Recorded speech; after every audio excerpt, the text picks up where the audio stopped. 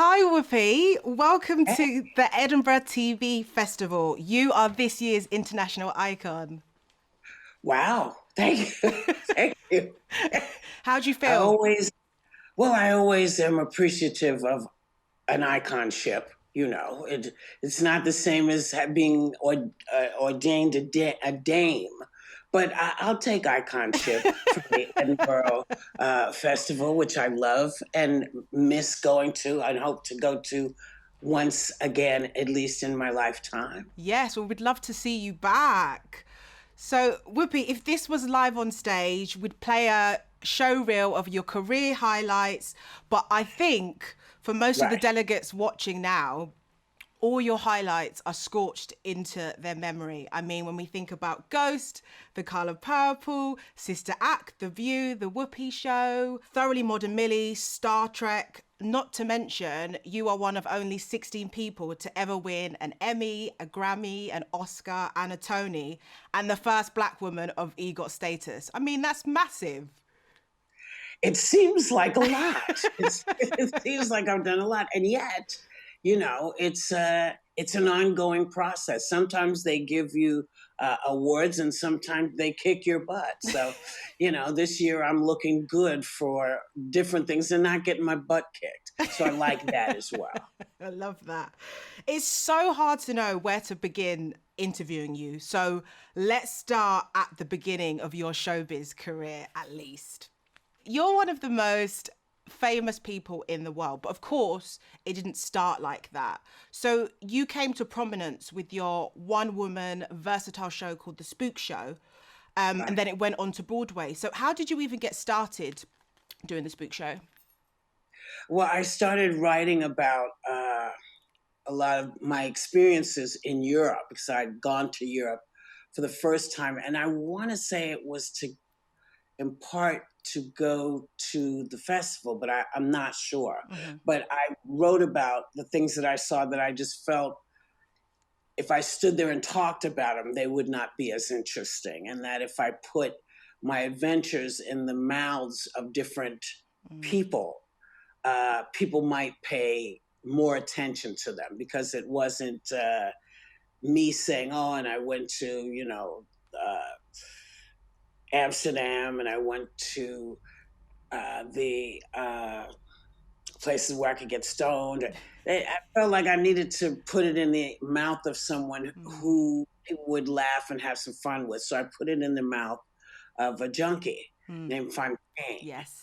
He talked about being on the plane and all of the hell that air flight is. Uh, and then we started talking about more serious things, Mm. talking about seeing the Oscar of what is it, Shelley Winters, Mhm. whose Oscar is sitting in the Anne Frank house. Mm. And I talked about the way that being there made Fontaine feel, Mm. you know. And he invites the audience to try to be silent for a minute and then goes on to explain that this is what people had to do day after day just trying to survive. Mm. But then I'm like cussing people out because they can't do it either. So it's a fun ride of 6 or 7 characters, and people seem to like them. And from there, it got me to uh, LA, really, to start talking to Steven Spielberg, who then invited me to do The Color Purple. And I was like, oh, okay. Are you sure? Because I don't know anything about making movies. And he said, well, you'll be fine. And I was like, okay. And it turned out he was right. I was okay. You were more than okay, Whoopi. I mean, you got an Oscar nomination.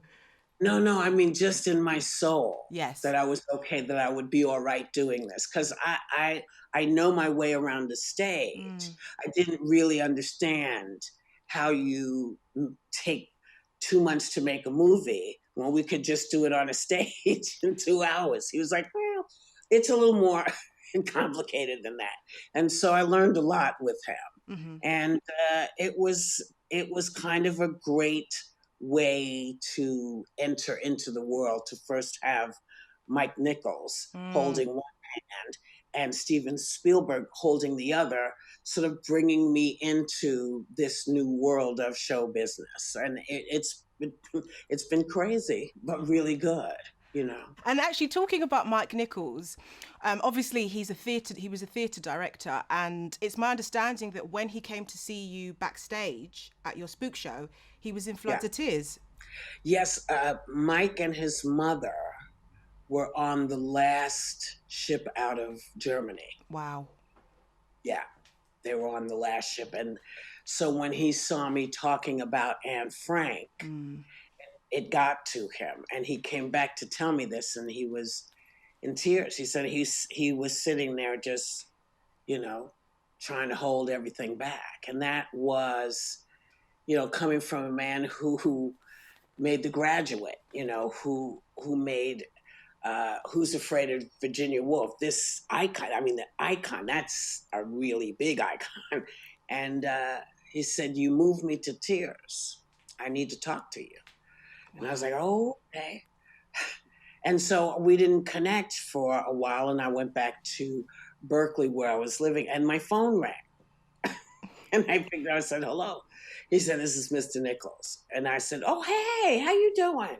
What are you up to?" He said, "Well, do you remember I said I wanted to talk to you?" And I said, "Yeah." He said, "Would you be interested in doing your show on Broadway?" And I said, "Well, I don't know. I'm not sure." And it was really, for me, the same thing as making movies. You know, I know how to perform in warehouse spaces, little tiny spaces, but this was something vastly different. And so between Mike, whose work I am and have always been a huge fan of, both on stage and in film, and then Steven, it was like, well, okay, if you guys are, I don't know, maybe you're going to change your mind. No, we're not going to change your mind. And they didn't. And so I got to be on Broadway for a nice long time and feed into Steven, who said, "Listen, you'll figure this out. It'll be okay." I was like, okay. But I was scared. Well, and it's been more than okay. And actually, talking about Spielberg, there's no way we can talk about him without mentioning Blee T. Black E.T. So Blee T cropped up in your audition for Spielberg. Well, I did everything that I knew I was going to do. And my new managers and new agents said to me, "You know, you can do everything in your cadre, but you cannot do Blee T." And I was like, but and they were like, no. E.T. is, you know, that's his baby. He created it. It's, you know, it's called Amblin Studios. Don't do Blee T. And I said, okay, I won't do it. And suddenly, at the end of my show, they were yelling more. And I said, well, I have one more thing, but I've been asked not to do it. And Steven said, "What is it?" I said, "Well, I don't know if I should tell you this." He said, "Tell me." And so I did. And he said, "Well, I would like to see it." And I'm thinking, okay, okay, this is like, I've blown everything now, I have to do it. So I did it for him. It basically was my version of E.T., where he lands in the projects. Brilliant. And he gets in with 4 little kids who then introduce him to a pimp. And he can't make a phone call because the phones don't work. And he then becomes a pimp himself, and he's got his guns and his thing, and it's a very stereotypical visual. When his people come back to get him, he takes an AK-47 and blows them away. The reason this story comes about is because I would listen to people talk to new Americans and say, you have to assimilate. Blee T, the point was, if he had assimilated, he maybe would not have shot all of his, you know, fellow ETs, you know, but because he had assimilated, he became someone totally different. So it's all about not totally assimilating so that you don't lose part of yourself. Incredible. And I did it, and it was quiet when I was done. I mean, like, quiet. It's like, oh, I messed this up. And I'm just like, okay, I should have just listened to everybody. And then I heard applause. Wow. And he said, I never thought of it that way. I never thought of it that way. And what a great way for you to take it and evolve him to tell yet another part of the human story. So I was like, really? Really? Okay, cool. You know, I just, just that's how my head worked in terms of, what we call alien, so why not take the alien everybody knows and give him another, another layer. So it worked very well for me, and it helped get me my job in Color Purple. Love that. Whoopi, one of my favourite books is called The Year of Yes by Shonda Rhimes. And she talks about being what she calls an FOD, so first only and different. Talking about being a black female showrunner. And she says that there's a burden of extra responsibility, whether you like it or not. It's not just her shot, it's our shot. So I kind of wanted to ask you, did you ever feel the pressure of getting it right, being an FOD, being a black woman in these white male dominated Hollywood spaces? Well, I hadn't thought of any of that until much later. I was just trying to work. Right. I was just trying to work. I hadn't seen it from that perspective because I felt like, okay, you gave me the job. So what more do you want me to do? Because I can ask people to hire lots of people, but there's nothing I can do if they say we don't want to. Right. I can step out of the gig, but I didn't, because I wanted to work. So I worked and worked. And, when I had the opportunity to say I would like to see XYZ happen, it happened here and there, but it didn't take hold. Right. I think that happened to a lot of us. Right. So we would like to see this and this and this and this. And it happened on this movie slightly, and it happened on this movie slightly, and it happened here slightly, but nothing happened hugely as things are starting to happen now. And yeah, it's taken some time, but I'm glad to see it's happening. Yeah. Whether it's grips behind the camera, female grips, black female grips, Asian female grip. It doesn't matter. It's just great to see these women there, and it gives you one more belief that the harder you push for this, the more it will become truth. Do you think? But in the beginning, I wasn't thinking that way. Do you think that way now?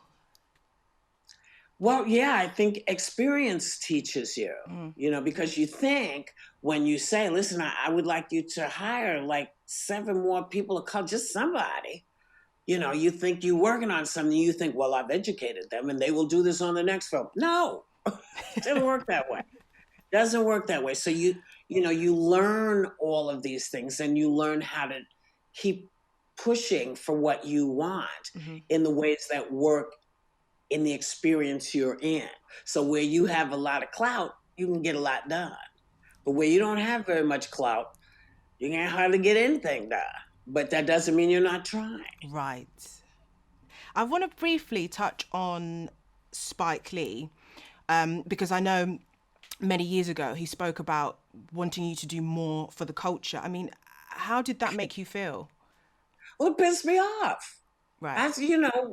How much more can a black person do than be a black person in the conversation?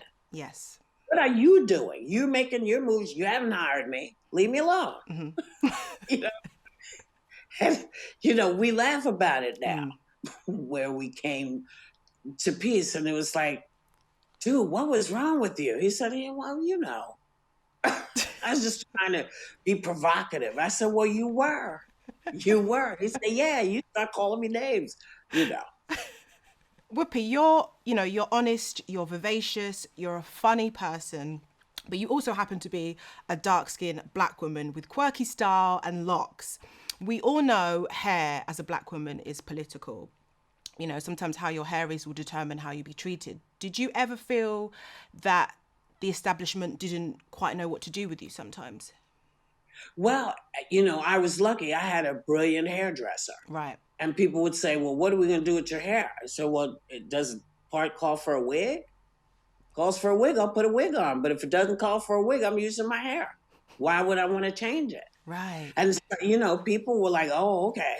In past years, I know that for American women of color in the armed forces, for years, they've been trying to get the armed forces to recognize that their hair is fine. It's fine. It's clean. You know, people have all kinds of ideas about what's going on in your hair, and God forbid, you know, you explain to people, A, don't touch me unless I've asked you to. Right.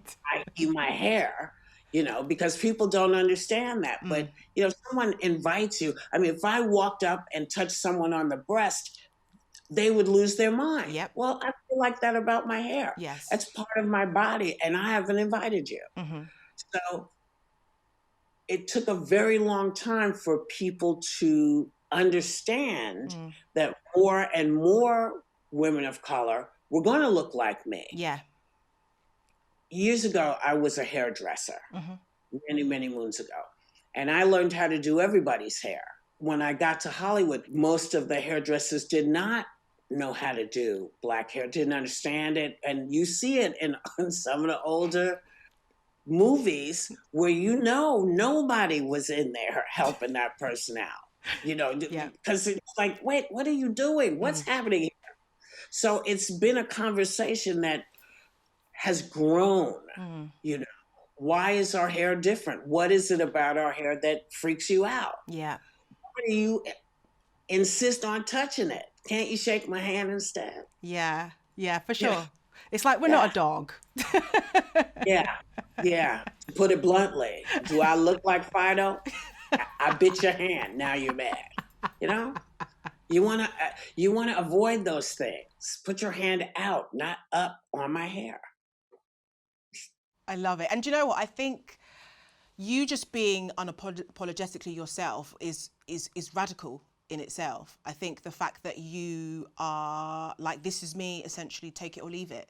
And I think that's really refreshing to have seen. Now, now it's refreshing. Yeah. Earlier on, it wasn't as refreshing as one might think. Because, you know, my mom taught me early, if I was okay being on my own and maybe not having a lot of folks around me, I could be unapologetic. You know what I'm saying? Yes. But if you need to fit in and there's nothing wrong with that, then you go with the flow of the group. And then you don't, you know, you change. You're more like the rest of the folks. And I've always just been this, and I've always enjoyed that which makes me comfortable. I've tried to be good, though. Yeah? Yes, of course. Do you think there are a lack of opportunities for people of colour, specifically women of colour, in Britain? Well, you know, I've only worked in Britain. Do you know what I mean? Yeah. I haven't spent enough time living in Britain. Yeah. But, you know, I can't imagine that there's a line of delineations of boneheads. There are boneheads everywhere. You know, I want to say the other word, but I don't want to get you in trouble. You know, so I would imagine that we're all having the same issues around the world. Yes. You know, but it is how people perceive you and how they were taught to perceive you. In the US, we talk about the fight about going to the bank and getting a loan, how hard it is. And then you suddenly discover that you're held to a different standard. They're looking at different things as to why they should loan you money. We then find out that this comes from the fact that when we were chattel, people didn't consider us as people who were going to get loans and build houses because it just you weren't allowed to do that. So a lot of stuff happening is because of many other rules that happened before. Now, I can't imagine that doesn't have some place in Britain as well. Because as I said, there are boneheads. They were in France, they're in South Africa. There are boneheads around the world. So yeah, I believe that it has been hard, but that's why more women of color have to write the things they want to see. Right. If you've written something, you can actually do it on your YouTube channel. Right. Get people to see you. You don't have to wait for them to find you. You can put yourself on a YouTube channel doing your thing. Someone can write you, a 6-episode thing, and it takes a little dough to get it done, but you get it done and you're doing that which you love. Now, if you want to get famous from it, that's a whole other conversation. But if you want to get the work done, learn how to do everything, you can do it on YouTube. The industry could help new talent by just opening their eyes. Right. Just look around because it's everywhere. People are trying. And again, that's what's so beautiful about YouTube and all the other places people are putting, on TikTok. People are there. They're saying, notice me. Here's what I can do. And I think people are just starting to recognize influencers. They call them influencers. Yes. So the people who are saying, here I'm presenting so-and-so and so-and-so. If they present you, that might be an opportunity for you to get 2 more feet in. Then you turn around and bring somebody else 2 more feet. And then they turn around and bring some. So we're bringing each other up and forward. Periodically, I listen to Lenny Henry's broadcasts of various things. I go to sleep listening to his voice. Wow, really? Lenny Henry? That's incredible. Oh, yeah.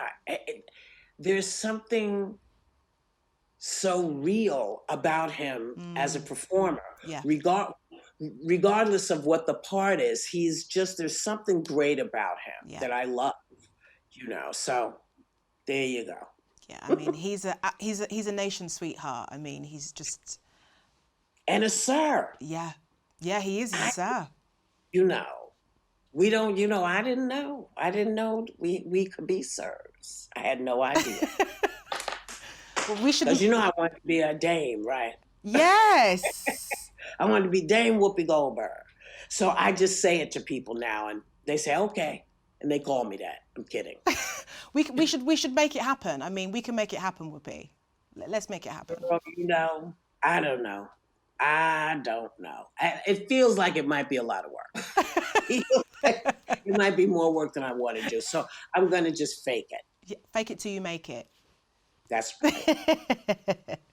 And I really, really enjoyed the podcast you did with Naomi Campbell on her podcast, No Filter. And you talked about how you actually couldn't get an audition for Ghost, but Patrick Swayze fought for you to be cast as Oda Mae Brown, which obviously got you your first Oscar. Yeah.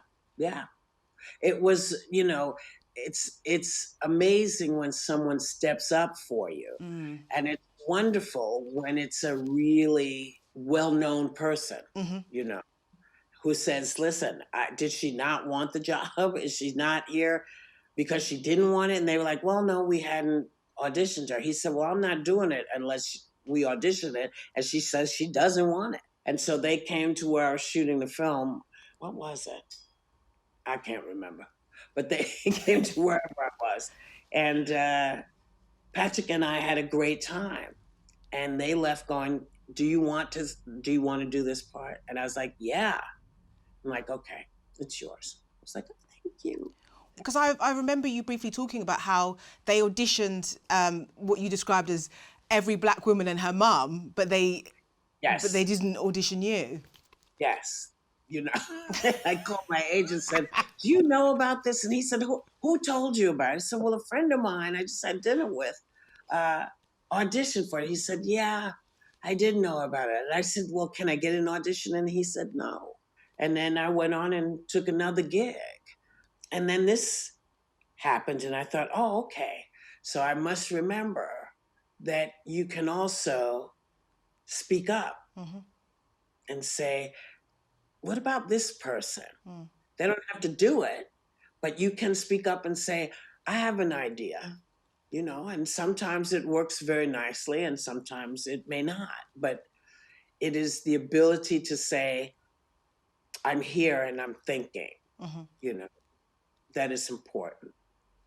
I want to talk about Star Trek because I know you're a massive sci-fi fan. They didn't actually ask for you to be in Star Trek, did they? The original, no. I was having, again, I eat with my friends and get work. I don't know what happens with that.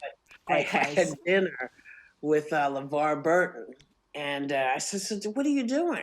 He said, well, I just got cast in this new version of Star Trek. And I was like, dude, you got to get me an invitation to come audition for them. He said, what? I said, I explained to him why Star Trek for me was so important. He said, well, I'll tell them. So about a year later, I saw him and I said, so did you tell them? He said, I told them. And they didn't believe me. So I said, okay, what's the office number there? And so he gave it to me and I called. I said, you know, I'd like to come in and audition for Star Trek. And the guys were like, okay. So I go into a room and I'm with Gene Roddenberry and another executive producer. And I explained that up to 1963, there was no sci-fi movie that had a person of color in it. Wow. And the 63 comes because that's the first time we saw Star Trek, and we saw Nichelle Nichols as this amazing, gorgeous woman who was in charge of communications, meaning you could not get to anybody on the ship without going through her. That was her job. And when I saw her, I just thought, oh, we are going to be in space. Because when you look at all that precedes, all the sci-fi that precedes it, we are nowhere to be found. And so I explained this to him. And Gene Roddenberry said, that can't be true. I said, it's true. So we talked some more. And a couple of days later, my phone rings and it's Gene Roddenberry. He said, I had no idea. I had no idea. He said, you are right. She is it. She is the beginning, you know, of everyone realizing there would be Black folks in space. He said, it never occurred to me. Yes, you have the job. I said, okay, cool. He said, we're going to build you a bar called 10 Forward, and your name is going to be Guinan after a barkeep called Texas Guinan, who was a woman who wore diamonds on her wrists and welcomed her patrons with a little minigun, shot up in the sky saying, hello, suckers. And that's how she welcomed her patrons. And so that's the genesis of Guinan, is that she runs this wonderful bar and is privy to conversations with the captain. And very mysterious. Are very mysterious, yes. They continue to be. They continue to be mysterious, yes. But really fun. And it was great because I could make a movie and I could go do a television show. Because for me, it's all work. I like working. So I like to have lots to do. I think the clear message from that story is that, you know, we have to create our own luck, right? Well, we have to try. Yeah. Yeah, we have to try and try again. I want to talk about the rise of social media. You know, it's theoretically much easier for new talent to be discovered online. Yeah. which is a good thing. But then there's also a dark side of social media. And a big thing is, of course, cancel culture, which I'm sure you're familiar with. I am. I wanted to just touch on, in 2004, your career came to a slight halt because there was a joke that you... Oh, wait, it wasn't a slight halt. It was a gigantic halt. Okay. Okay. It was so your career came to a gigantic halt Yes. after a joke you made about George Bush. Would you describe that situation as you being cancelled at that? No, I would describe that situation as a lot of people covering their backsides. You see, Right. because the joke was never about him, you know, but no one ever stood up and said, hey, here's what actually happened. And they put it in the newspaper, and you notice they never say what I exactly said or what I said at all, you know. But all somebody has to do is say you said it, and that's what happens. And we're seeing the same thing in many more ways. But, you know, I feel like the truth doesn't seem to matter as much these days. But I have lots of questions about why we're doing things that we do, you know. And because I've come from that side of it, I can say, well, have you asked this question, or have you thought about this, or what about this? How do you know? Right. Did you read it, or is it just intimated? And so, you know, I find that it's a lot easier for me to make decisions about what I think based on my experiences. Right. Of that same thing. That makes me think about stuff in a different way, because I knew I hadn't done any of the stuff they wrote about. Right. But it didn't matter, because as far the newspaper said you did it, you did it. Yeah. It's very interesting to see everyone flipping out now. I just feel like the world is just having a tough time. It's like a baby, you know, on that's fallen down and can't get up. Yes. You know, it's just rolling back and forth, just going wham. You know, that's what it feels like. You know, I feel like there's lots wrong with the world, but there's really lots right with it. Yeah. So I try to look for the balance. Yes. Yes. You obviously bounced back, but because you got a job. 5 years. Yes. So 5 let's talk years. about that. Yeah. So how long did it take you to bounce back and then end up on The View? Because 5 years. No work. All your savings gone. Wow. Because you got family and you got to keep eating, and you know you have to keep doing your thing. And lucky for me, you know, Barbara Walters offered me a job and said, "Hey, would you like to do this?" And I was like, "Now you know, I'm not in favor right now in the general public." She said, "Well, you'll be perfect. You'll be fine at this job." I was like, "Yeah, then I would like it." And so I've been here, you know, sometimes in trouble, sometimes not. But the beauty is the show is all about your view.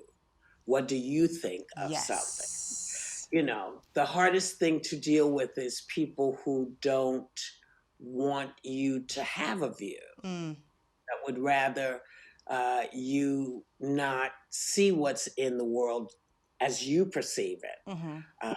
Because you're someone who is an actor, and as though your job description keeps you from feeling what's going on in the world. So it's very, very interesting. So I'm then thinking, because obviously careers are in waves. Surely now when you are a host on that show, it's easier to actually have your opinion because that's what you're there for. So you're not speaking from an actor's perspective. From a Right. It shuts everything else out, you see, because there is cancel culture, people will call or text and say, "I'm not buying your product. This is who you have talking about your product." me and my 5 million followers are not, if you keep her, we're not going to buy your car, or we're not going to buy your shampoo, or we're not going to buy your toothbrush, or we're not going to buy your Pampers. It's like, okay. There wasn't much work in the beginning of all of this. So, and it's like 5 or 6 years now, and people say, "Oh, this is who she is. She hasn't changed." And okay, work comes here and there, and I get to do things that I haven't done for a while, and so I'm a little, rusty. I'm a little rusty. Itching for something new? Always. Yeah. Always. What about you? Don't you feel the same way? Do you want it? Sometimes if you stop doing something for a while, you feel like you're rusty and can't get back to it, but yet you do. Yes. And you think, oh, okay, this is okay. I can do this. I mean, to me, you look like you're 7, so I don't know if these experiences are in, part of the world for you, but, me, this is what it's been like. Oh, well, Whoopi, I'll take that. The black doesn't crack, so. Well, no, but it does spread, so watch out. Just saying, I can say I'm in a chair right now that I'm bigger than. I'm just saying. Whoopi, you have excelled in so many different areas, from theatre to film to TV. What rationale do you have when you're choosing a project, both as an actor and a producer, and how has that changed over the years? Well, as an actor, it's never changed. It's always the same thing. Who has offered? If someone offers me a job, I'm going to look at it just to see. Right. There are things that I've wanted to do forever, and maybe it'll turn up at some point, and maybe it won't. And then I have a partner that I work with who really heads our company, and it has to kind of be something we're both interested in doing. Right. It's good that I'm not making all the decisions, because that wouldn't be a good idea. Why wouldn't it be a good idea? Well, sometimes you need an adult. He's my adult. For how long? 25 years we've been working together. Wow. Yeah. Wow. I feel like I've been married to him. This is my longest relationship anywhere, I think. And still going strong. Still going strong, yes. Love that. And how has show business changed throughout your career? And what is still to be done, Whoopi? Show business has changed, because and how it's changed is part of the same conversation. People with certain ideas pass on. Right. And then new people come up and make changes. And then they pass on, and then those people come up. Now, I've come up, for me, through 4 or 5 different shifts. And it's been great, but it's not where it's going to be. But it's better than it was, because there is a Shonda Rhimes. Yes. You know what I mean? Because there are people like Eddie Murphy and Lenny Henry. I mean, he's a sir. He's a sir. I mean, I know when they first announced it, in my mind, what I see is like, what? Who? Oh, wait, I should have done that with an accent. Who? Oh, him. Well, I like him. Oh, that's very good. Oh, yeah, thank you. I'm working on it night and day. It's great. I love it. It's getting better. It just doesn't last. It stays for a while and then it disappears. You could pass off as a Brit, Whoopi, I reckon. One day, you're going to be walking down the street and I'm going to be in some little area of Edinburgh, in a little, in the cut. Talking about, come here, girl. Do you remember me? Do you remember we had a big talk? Yes, I'm still here. I'll be begging for work, girl, always. No, you're Whoopi Goldberg. I mean... Yes. And that only lasts for so long. So I'm eating it up. I'm eating it up. And then there'll be a lull, Yeah. and it'll come back up. And that is our life as performers. Right. That's show you know. business. That is show business. Do you think it's important for new generation of talent to study and look back at those who came before, who knocked down doors, so that they have a chance, or a better chance at least? Well, I do, but I think I have it for a different reason. Know your history, know the Right. history of your craft, and all of those things that you just spoke about are included in that. You learn who came before, how hard it was, who made changes, and how you are always standing on the shoulders of someone else. I think of all of the people, you think of Alina Horn, and you think of, Scatman Crothers, and you think of Bilbo Jangles Robinson, and you think of Diane Carroll. Just there's the string of women whose shoulders we're standing on. And if you're not a woman, well, you are a woman of color. If you're an Asian woman, you're thinking about all these amazing women whose shoulders you're on. If you're a Latina, you think of all the shoulders you're on. But the bottom line is, we all make up this pot of actors. Yes. And the more we put out for ourselves, the more roles there will be. Yes. That's it, I think. And I guess Hattie Mcdaniel must have been... Well, Hattie sort of started a whole bunch of actors when she won. 1939. Hattie Mcdaniel, I mean, she, yeah. And they made her sit in the back, away from everybody. So that doesn't happen anymore. Right.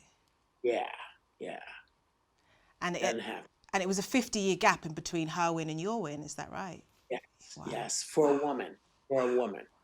For just as a person of color, the next person after her was Sidney Poitier. Wow.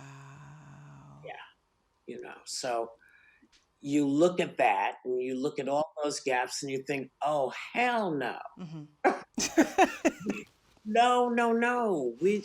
We're going to start moving and shaking and making noise. Yes. And if you look, the amount of people of color who have won Academy Awards has risen. Is it as far up as we would like it to be? Probably not. But it has risen and is rising. So slowly things are changing. They never change fast enough for the people involved in the change. But for those who will come after me, it will be better for them. So true. Whoopi, you've had 40 years in the business. What's next? I just want to keep doing what I'm doing. Yeah. I want to continue my life as I'm going to do as I please.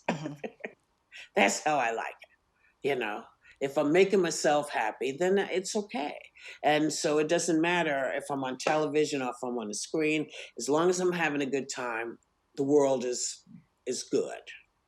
Oh, I love that.